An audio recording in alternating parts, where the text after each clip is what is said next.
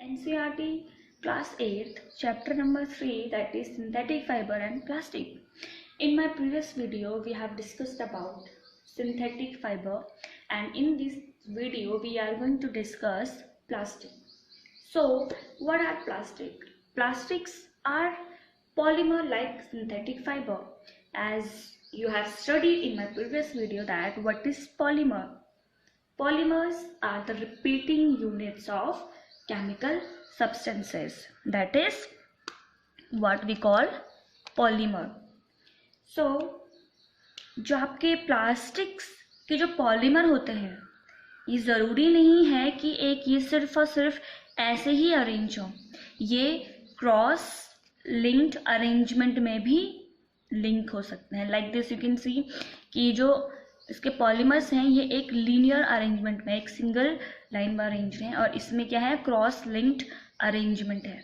ठीक है, तो ये जो पॉलीमर्स हैं ये क्रॉस लिंक भी हो सकते हैं. अब ये जो प्लास्टिक है, प्लास्टिक क्या होता है, ईजिली मोल्डेबल होता है. हम इसे ईजिली किसी भी शेप में क्या कर सकते हैं, ढाल सकते हैं किसी भी शेप में. इसको मतलब किसी भी शेप में हम इसे फॉर्म कर सकते हैं. दैट इज़ वाई कि हमें इतनी सारी जो वैरायटी ऑफ हमें थिंग्स मिलती हैं प्लास्टिक की बनी हुई. आप प्लास्टिक के बने ऐसे ये डब्बे, आप कंटेनर्स देख सकते हो. प्लास्टिक की आपकी जो ये पेन है, it is also made up of plastic. ये जो आपका चार्जर है, it is also made up of plastic. ये सारी जो चीज़ें हैं ये क्या है, किससे बनी हुई हैं, प्लास्टिक से बनी हुई हैं. इसीलिए क्योंकि प्लास्टिक क्या है, ईजिली मोल्डेबल है, हम इसे किसी भी शेप में ढाल सकते हैं. इसकी वजह से इसकी क्या है, वैरायटी ऑफ यूजेस हैं. Okay, so there are two types of plastic. अब हम डिस्कस करते हैं इसके टाइप्स ऑफ प्लास्टिक कि there are two types of plastic. पहला आपका है thermoplastic.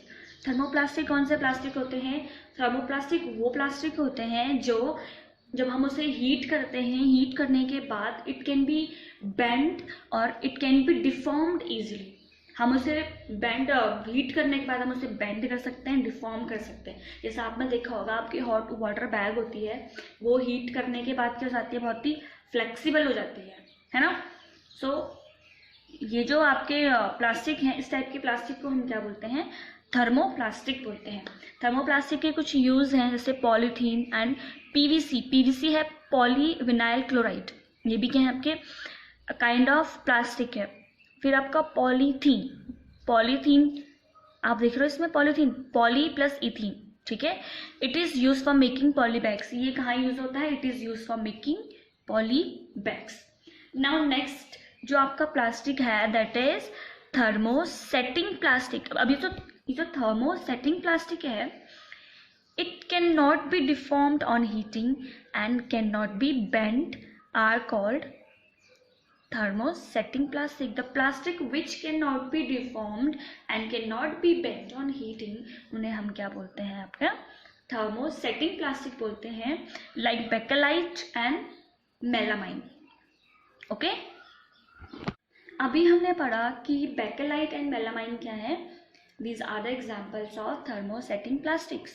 So bakelite is a poor conductor of heat and electricity. bakelite क्या है, एक poor conductor है heat and electricity का. इसलिए हम इसका यूज़ क्या करते हैं, इलेक्ट्रिक स्विचेस बनाने के लिए इसका यूज़ करते हैं. Handles of various utensils, kitchen utensils देखते होगा, जैसे आपका कुकर है, जो आपकी कढ़ाई होती है, और भी बहुत सारे किचन यूटेंसिल्स होते हैं जिनके हैंडल हम किसका बनाते हैं, प्लास्टिक का बनाते हैं, ताकि हमारे हाथ ना जलें. फिर हम बात करते हैं मेलामाइन की. Melamine is a versatile material. It resist fire and can tolerate heat better than other plastic. It can be used for making floor tiles, kitchenwares and fabric which resist fire. Okay, now we are going to discuss characteristics of plastic. सो अब हम बात करते हैं plastic की characteristics की. तो पहला जो करेक्टरिस्टिक है प्लास्टिक की वो है plastic is non reactive. Plastic other metals की तरह रिएक्टिव नहीं होता है. जैसे कि हम बात करते हैं आयरन की. तो आयरन अगर एयर और वाटर की एक्सपोजर में आता है तो उस पर क्या जंग लग जाती है ना, इट गेट कोरोडेड. सो जो आपका प्लास्टिक है वो इजीली कोरोड नहीं होता है, इसलिए हम क्या करते हैं, चीज़ों को स्टोर करने के लिए प्लास्टिक का यूज़ करते हैं। अभी हम देखते हैं कि जो आपका पिकल होता है, अचार होता है, उसे हम कभी भी किसी मेटल के कंटेनर में स्टोर करके नहीं रखते हैं, क्योंकि वो क्या करता है, रिएक्ट करता है ना, और उससे चीज़ें खराब हो सकती हैं। फिर है आपका plastic is light, strong and durable. Plastic क्या होता है, is very light, strong and durable and it can be moulded into different shapes and size. It is used for making various articles. Plastic are generally cheaper than metal. अब plastic क्या है, metal से cheap भी होते हैं। दूसरा वो कहीं आप उन्हें कैरी करके लेके जाओगे तो वो क्या होते हैं, उससे भी लाइट वेटेड होते हैं और ड्यूरेबल भी होते हैं, इसलिए हम प्लास्टिक को प्रिफर करते हैं। दूसरा, प्लास्टिक क्या है, पुअर कंडक्टर ऑफ इलेक्ट्रिसिटी और हीट। प्लास्टिक्स क्या है, पुअर कंडक्टर हैं हीट और इलेक्ट्रिसिटी के, वो हमें हीट और इलेक्ट्रिसिटी से प्रोटेक्ट करते हैं, इसीलिए हम प्लास्टिक का यूज़ करते हैं। किसके लिए, वायर्स की कवरिंग के लिए, स्क्रू ड्राइवर्स के हैंडल बनाने के लिए, स्विचेस बनाने के लिए, इनके लिए हम क्या यूज़ करते हैं, प्लास्टिक का यूज़ करते हैं। You can see here this is also covering. इसकी जो कवरिंग है ये भी किससे की गई है, प्लास्टिक से की गई है, ठीक है, इसलिए to protect us from electric current. Okay, अब हम डिस्कस करते हैं प्लास्टिक एंड द एनवायरनमेंट। हम प्लास्टिक का यूज़ बहुत यूज़ करते हैं, जैसे कि जो आपके रैपर्स होते हैं, बिस्किट के रैपर्स, आपका कुरकुरे, बिस्किट, नमकीन, बहुत सारी चीज़ें होती हैं जो जिनमें प्लास्टिक की कवरिंग होती है, प्लास्टिक से रैप होते हैं। तो ये सारा वेस्ट क्या हो रहा है, हमारे इन्वायरमेंट में एक्यूमुलेट हो रहा है, जिसकी वजह से बहुत सारे नुकसान भी होते हैं, क्योंकि प्लास्टिक क्या है, एक नॉन बायोडिग्रेडेबल वेस्ट है। ये क्या नहीं होता है, डिकम्पोज नहीं होता है नेचुरल प्रोसेसेस से। अब जैसे जो बायोडिग्रेडेबल वेस्ट है, लाइक वेजिटेबल पील्स हो गया, एनिमल वेस्ट है, animal excreta, animal bodies, leaves, ये सारे क्या हैं, बायोडिग्रेडेबल वेस्ट है, क्योंकि ये नेचुरल प्रोसेसेस के थ्रू क्या हो जाते हैं, डिकम्पोज हो जाते हैं, ब्रेक हो जाते हैं और सॉइल में मिक्स हो जाते हैं। बट प्लास्टिक के साथ ऐसा नहीं होता है। प्लास्टिक क्या है, हमारे एनवायरनमेंट में ही क्या रहता है, एक्यूमुलेट रहता है, क्योंकि ये क्या है, आपका एक नॉन बायोडिग्रेडेबल वेस्ट है। इसको डिग्रेड होने में साल लग जाते हैं, ठीक है। और जो प्लास्टिक की बर्निंग प्रोसेसेस होती हैं, इनकी बर्निंग प्रोसेसेस भी कम्प्लीटली ये बर्न नहीं होते हैं, इनकी बर्निंग प्रोसेसेस बहुत स्लो होती हैं, जिसकी वजह से जो पॉइजनस गैसेस हैं वो भी इन्वायरमेंट में मिक्स हो जाते हैं और जिसकी वजह से एयर पोल्यूशन होता है।